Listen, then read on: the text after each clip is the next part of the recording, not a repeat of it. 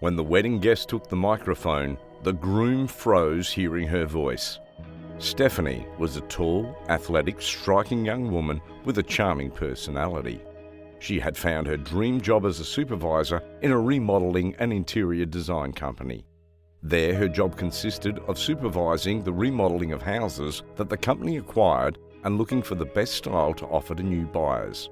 Greetings everyone and welcome to our channel. Today we have a new story for you. As always, before we begin, make sure to press the like button and subscribe to our channel so that we can bring you more interesting stories like this. If you don't want to miss a single one of our uploads, press the bell button to be notified when we post a new story. Her creativity and efficiency had earned her that position. So at that point in her life, she was very busy going from here to there, supervising the renovations and generating new styles of designs. Her bosses were delighted with her, and Stephanie felt that she had found what she loved to do. One day, one of the saleswomen couldn't attend a meeting to show one of the houses to a new buyer, and due to the importance of this guideline, she decided to go herself and show the house to try to close the deal with the client. When she arrived at the house, she realised that another seller had also arrived to replace the partner. Stephanie found it strange and tried to say that she could take care of the sale. "Don't worry, I can take care of showing the house because it's one that I've personally supervised." The man was undeterred, showing a big smile and introduced himself. "Hello, my name is Fabio. I'm one of the senior sellers and I'd like to show the house myself. What do you think if we show it together and divide the commissions?" Stephanie doubted at the time, but she considered the time of arrival of the client and she preferred to go ahead with the proposal. Fabio behaved splendidly. He demonstrated in a pleasant and superb way all the benefits and charms that the property offered. The client in question was a businessman looking for a new home for his wife who was expecting their first child. After closing the deal and agreeing on the conditions for each one, Fabio told Stephanie with a note of melancholy in his voice, "A family, eh? How beautiful it is when you find that person who complements you and together they form a home. I've never felt it, but it must be a wonderful thing." "Yes," said Stephanie without paying much attention. "It must be a splendid feeling." Fabio saw her gathering her things, and before she finished he asked her, "Can I buy you a drink since we did a great business deal today? And I'd like to get to know you, one of the supervisors, better," he said in a shy voice.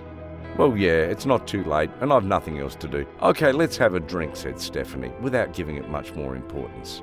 They both went to a small but famous restaurant in the city, ordered a light dinner and talked about many things. By the time the evening ended, Fabio felt very attracted to Stephanie and she began to agitate a little masculine attention since she had not gone out for a long time and had not met a possible partner. At first they were casual outings to small cafes and lunches. Stephanie wasn't particularly attracted to him, but she let him fill her with compliments, sweets and flowers since it had been a long time since she'd received so much attention. For his part, Fabio loved the passionate and professional personality of Stephanie, who in addition to being an extremely beautiful woman, was intelligent and alive like a whirlwind. Time passed until finally Fabio found the courage to ask her if they could stop being casual friends and have a formal dating relationship. "Stephanie, I know that you're a professional woman with a great future ahead of you. I understand that I'm a few years older than you, but I want you to know that if you agree to have a relationship with me, I won't disappoint you." Surprised by the proposal, Stephanie told him with a nervous laugh, "Okay, Fabio, you don't have to be so formal. I like you a lot too, but you know that I'm not very open with my feelings." For Fabio, it was as if he had been awarded the biggest prize. He treated Stephanie like a princess. He looked out for her after work. He brought her flowers. On weekends they always went out together and he always had something for her.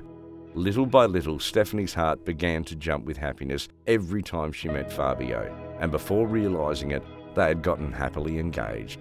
Fabio asked for her hand on a trip to one of the most beautiful beaches in the country. There was music and food along with a large engagement ring.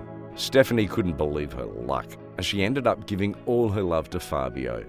However, they were faced with a difficult situation of labour rules, which didn't allow couples to work together within the company. Stephanie's career was important to her, so Fabio decided to leave his position as one of the star salespeople and look for another job. "Don't worry," he told her. I knew this was a temporary job, but I'm thankful for it because that means I get to meet a woman like you in my life. Shortly after Fabio was leaving his job, a new, inexperienced saleswoman named Christina entered. As Fabio's position was within the same office as Stephanie, she decided to hand it over personally. Christina was a woman a little older than Stephanie, but even so she was attractive, seductive, tall, with a magnetic personality. Both women shared a love for fashion, so they quickly became friends. When both of them passed through the city or were in the middle of remodeling and selling a property, the looks didn't take long in coming, and they attracted profound attention. A couple of tall, polite, well-dressed beauties, they quickly became the company's privileged duo when it came to selling. After becoming close to each other, Christina began asking her friends some personal questions. "Steph, do you have a husband or partner? You're already entering the age when men start to chase you like crazy." "Yes, girl, I have a wonderful boyfriend. He looks out for me and always takes care of me. At first I didn't like him much, but with effort you get a lot of results. And you? Do you have a hidden love?" "Oh girl, I don't believe in men. They are the worst, but I'm glad that you have someone special." And so time went by. Stephanie and Christina were the best of friends, and soon they were earning checks of up to 4 figures. At the same time, Fabio and Stephanie's romance continued to float.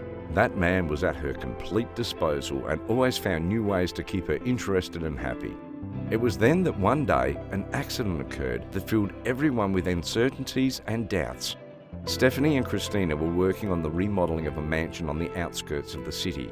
In that property, the kitchen was closed and isolated from the rest of the rooms. It was a concept they sought to change, but they had not yet started the demolition phase or uninstalling the gas pipe. Christina had gone out to look for some papers for her portfolio, and she closed the kitchen door where Stephanie still was. Christina's portfolio was inside the car, and the mansion was very big and spacious. Stephanie decided to wait for Christina to return so that she would open the door for her, since she was trapped, but from one moment to another, she began to feel sick and dizzy. She heard a faint whistle that came from the stove, but she wasn't sure. She waited a little longer and a little longer until she was truly dizzy and drowning, until she felt that she couldn't take it anymore and quickly dialed the emergency number. "Help! I'm trapped in the kitchen of a mansion on the outskirts. I need help. I think there's a gas leak," was the only thing that she managed to articulate before passing out. She woke up disorientated in a hospital bed. When she opened her eyes and tried to get up, the first thing she saw was a man sitting next to her bed. "Don't get up, you need to rest because you almost died due to a gas leak," said the man, who was dressed like a normal person. "Who are you? You don't look like a doctor. What happened to me? Where are my parents?" The man, undeterred, said, "As I told you, you almost died due to a gas leak. Your parents are buying something in the cafeteria and your boyfriend is on his way. I suggest you don't get too intimate with him." Stephanie was confused as the man got up and left the room. She managed to ask him what his name was. "Ramses," said the man, and left without giving Stephanie time to say anything else. She was left thinking a lot and very confused. She didn't understand what had happened and why an unknown man had entered the room in the hospital.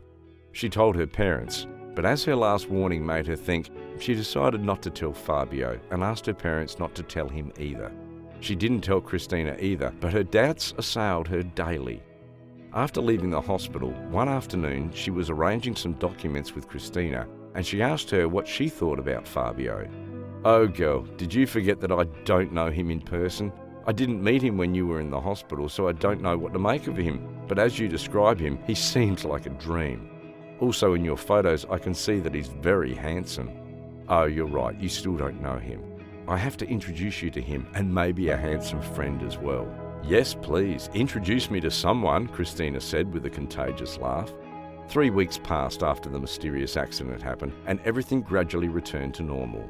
Soon, another year of the company's anniversary was celebrated, and a big party was organised in a luxurious hotel. The caterer was ordered, and all the employees showed up with their best clothes.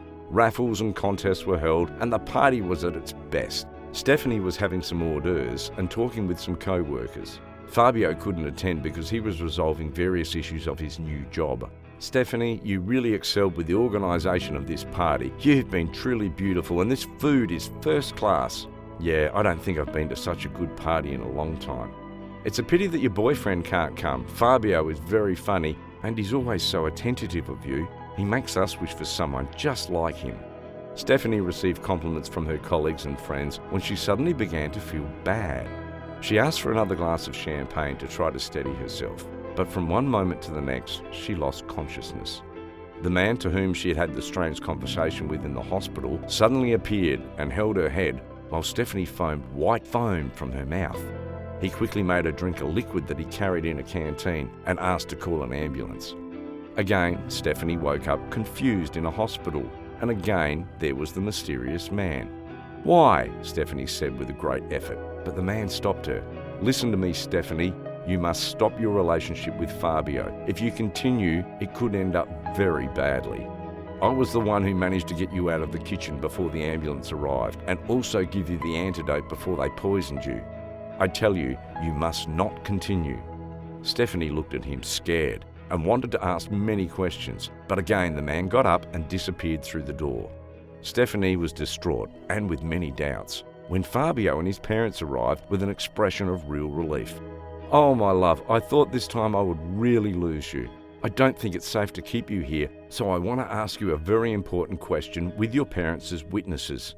Do you want to be my wife?" Stephanie was disorientated and very surprised. However, she felt happy and soon forgot about the warnings of the strange man. "Yes, I do," she answered immediately. The ceremony was quickly organised after Stephanie left the hospital. Fabio begged Stephanie to leave her job and they will move out of town. Stephanie accepted, thinking that perhaps it was all a plot for her to leave Fabio and she wasn't going to allow them to manipulate her in such a way. Finally, the wedding day arrived. A great ceremony was organised and many people were invited. But curiously, Fabio hardly invited any relatives and couldn't answer why his parents weren't there. Stephanie couldn't help but feel that perhaps something was not right, but she decided to act normally. After the ceremony, at the time of making the toasts, Christina, who had not come to formally congratulate the couple, clinked her glass for attention and took the microphone. "I want to formally congratulate the happy couple by giving a few words," she said in a happy tone, with a smile on her lips. When Fabio recognised the voice and the face of the woman who spoke, his entire body tensed and his eyes froze on the figure of the woman. "First, I want to introduce myself formally. My real name is Amelia Cavaz, although our good and innocent Stephanie knows me as Christina. Fabio, whose name is actually Gustavo, does know me very well. In fact, he knows me so well that we have 2 children together. Your kids send the greetings, by the way. Well, I came here to tell you the truth about us. Fabio married us years ago. We have children together.